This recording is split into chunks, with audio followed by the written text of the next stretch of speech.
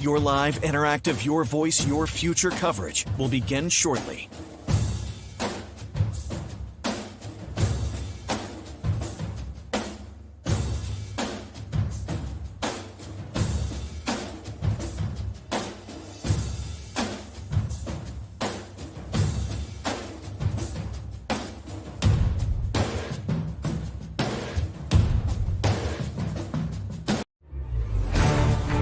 Your voice, your future coverage with CBS 13 News starts right now.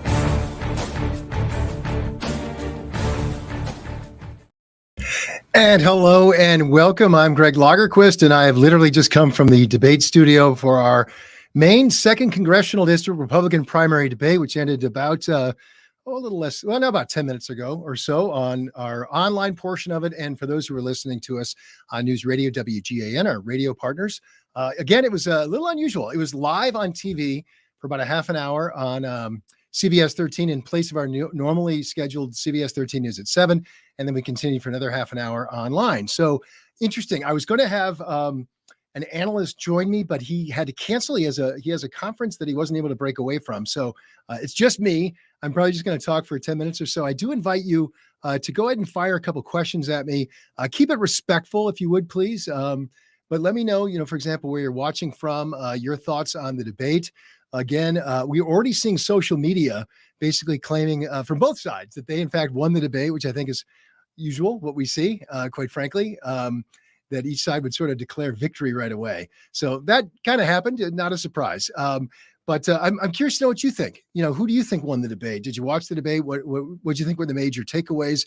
Again, for those who are just joining us, to recap this, it was the Maine 2nd Congressional District Republican primary debate. So the questions were tailored specifically, quite frankly, for Republican primary voters in Maine's 2nd District. We had a chance to ask questions about Second Amendment rights. We had a couple of questions actually about border security, about marijuana grows, illegal marijuana grows popping up, especially across the 2nd District. We got their thoughts. We've really covered a lot of ground, and we appreciated a chance to do that. Troy, great to have you join us. Thank you so much, joining us from Augusta.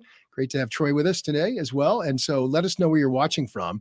Again, the questions here, we had Austin Theriault, a freshman first-term lawmaker from Fort Kent up in Aroostook County. He is running, obviously, for both of them running to take on Jared Golden this fall. And we also had Mike Soboleski, who is also a first-term representative at the State House, representing part of Oxford County.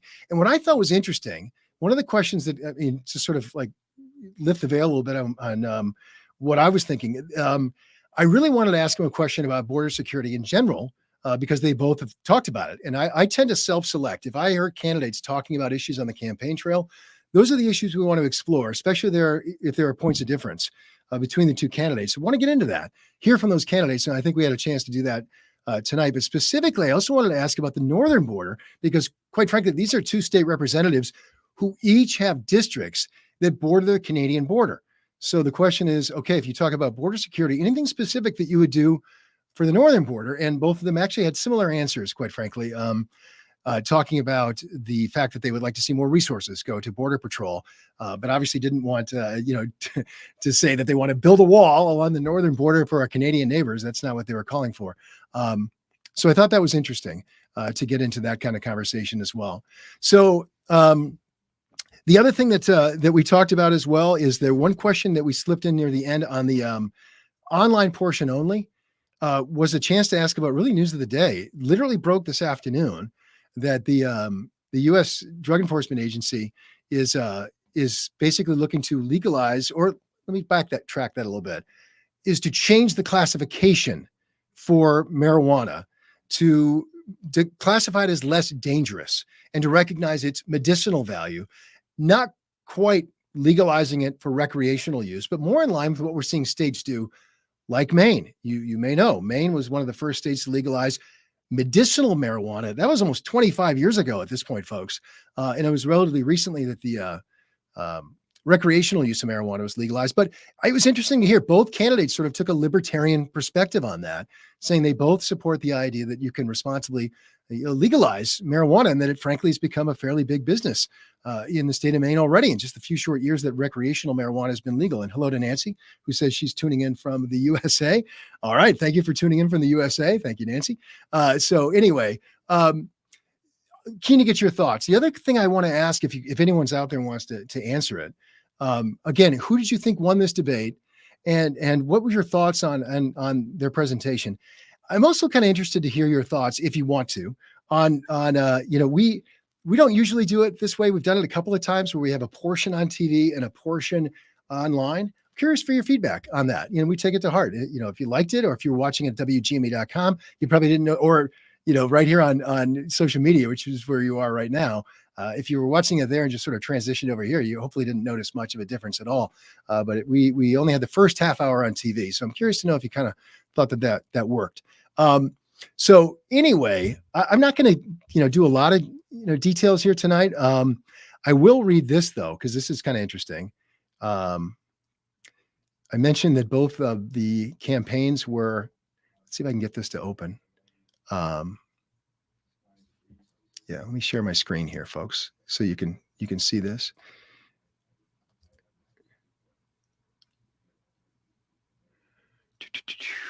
Let's see. Nope, that's not it. So I'm trying to share an email. I guess I'll just read it right now. But I'm trying to share an email that I just got to my inbox. You can see I'm sort of clicking away here as we talk. Let's see. Share screen. Yeah, I think I got it. Let's add this to there we go. All right. So I just added this to my screen here. This is literally an email that came out from the Theriault campaign. It came out at 8:05. So 5 minutes after the debate ended, and just like 10 minutes ago, the Theriault campaign already had an email ready to rock and roll. And I've seen actually both campaigns have already put out social media statements, as I said, declaring victory. Theriault says he talks about how he thanks all who tune in for the debate. I'm very humbled to be able to run for office so I can help people in Maine's 2nd Congressional District. I'm grateful for the support I've received so far and pledge to work as hard as I can. He says, I deeply appreciate your vote on June 11th. So there you go. This is actually not that unusual, where literally we'd see, the campaigns put something out instantly. Either live streaming their reaction to the debate, live streaming their thoughts on why they won. Each candidate obviously claiming they've won. What do you think? I'm curious to know what you think. Troy, actually, I'll go ahead and flick Troy up here real fast again. Troy says, I don't know. I think Jared Golden can still win in November. So, I mean, that's the tall task. Let's identify that, actually. Jared Golden is seeking his 4th term in office right now. He's represented the Maine 2nd District for 3 terms in a row and had some pretty strong challengers throughout. And this is a district that went for Donald Trump, actually, in 2016 and in 2020. And of course, Jared Golden was on the ballot in 2020 as well, and he won the district despite that sort of headwind of having Donald Trump winning the 2nd District. So the fact that Jared Golden has won 3 times and now seeking his 4th term, the fact that he's a pro-gun veteran, Marine Corps veteran who is from Lewiston, who's lived most of his life in the 2nd District. I think a lot of folks, from what we've heard anyway, have thought that Jared Golden has done a fairly good job representing the 2nd District. So I believe it's likely a tall task for whoever the Republican nominee is to win. Can they win? Absolutely. Can they lose? Absolutely. But that's the whole nature of this district and why it's so important. This is one of the biggest swing districts in America. I saw a listing, I think a little while ago, sort of chronicling what districts, are most in play around the country. And if they listed like maybe 20, 25 districts, I can't remember the exact number off the top of my head, but, CD2 is in Maine is one of those districts. And remember, folks, how razor thin control of the Congress is right now. And it's not hyperbole to say that there is a scenario under which whoever wins Maine's 2nd District this fall, whichever party, could end up winning control of the House and the speakership. And we've seen how important that is. And we also seen how volatile that can be. The GOP has a very narrow hold on the speakership and on the majority in the House right now. Every vote matters. And it's difficult, frankly, when the thinner the margin of your majority, the more difficult it is to govern. And we're absolutely seeing that in Washington right now. And so let's see. Yeah, I'll pop this up. Mainers for push-ups, which is okay. That guy's ripped, isn't he? I should do push-ups that often too. That's pretty impressive. Anyway, Theriault won, in his opinion, no question. I believe he'll win in November as well. You said Golden is pro-gun, but he supports a gun registry. So, and the other thing that came up in our debate, thank you very much, the Mainers for push-ups, for tuning in. Jared Golden, actually, and the candidates tonight were talking about it. One thing that Jared Golden changed in a very high-profile way his position on, especially when it comes to guns, specifically here, is after the Lewiston mass shooting, he, in a very public way, switched his public opinion on whether or not to support, a so-called assault weapons ban.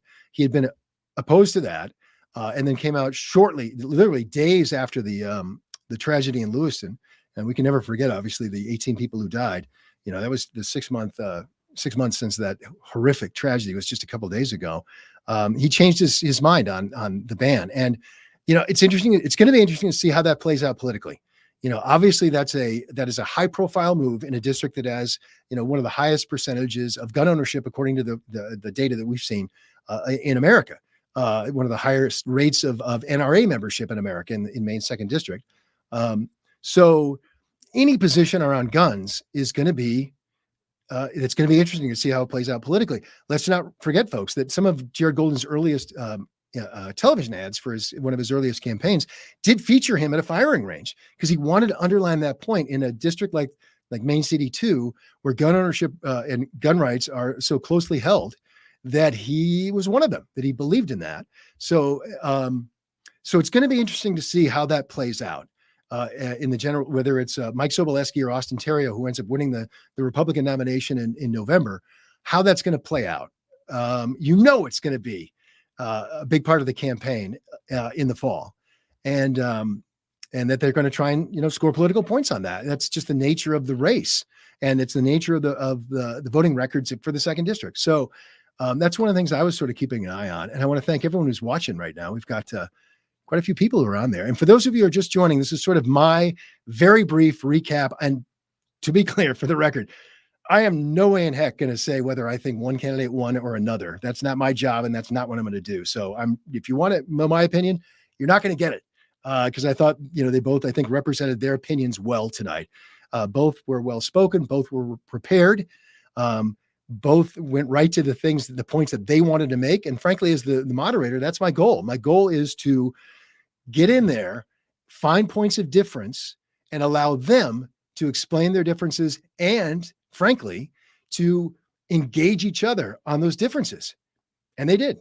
And I think point, scored when it comes to what I'm looking for in a debate, to see what works and what doesn't. So I thought that they both did well. So I'm not going to say who I think won the debate. I think they both, represented their positions well. And I think that, from a technical perspective, we like to see it come off, cleanly, and everything to go well with the cameras and the microphones and everything else. So from our perspective, mission accomplished.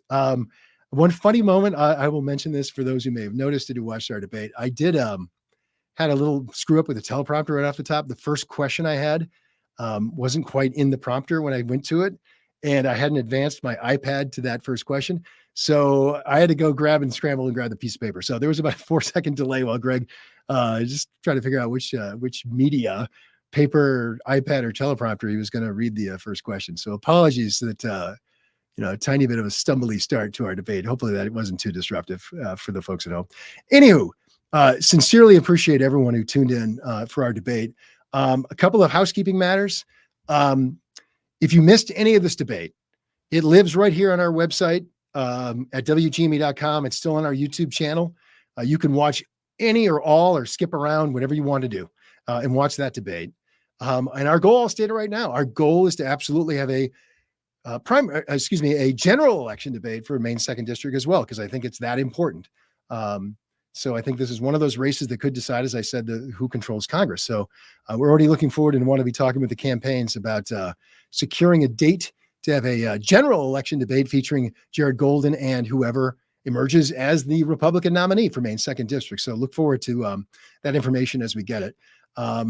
Appreciation to all of you who are watching me babble about this debate that wrapped up. But again, housekeeping notes, you can watch the debate in its entirety or any section you like at our website, wgma.com. It will live there throughout the rest of the, certainly through June 11th, which is the primary day, 6 weeks from today. And it may actually still be up there, parts of it until the November election as well. So stay tuned on that. We like to populate our political section on our website with new content all the time. And we appreciate your viewership because we know that you obviously, if you're watching right now, it's because you care about this and you care about these issues and you care about, the fate of our state and our nation. So we appreciate your viewership.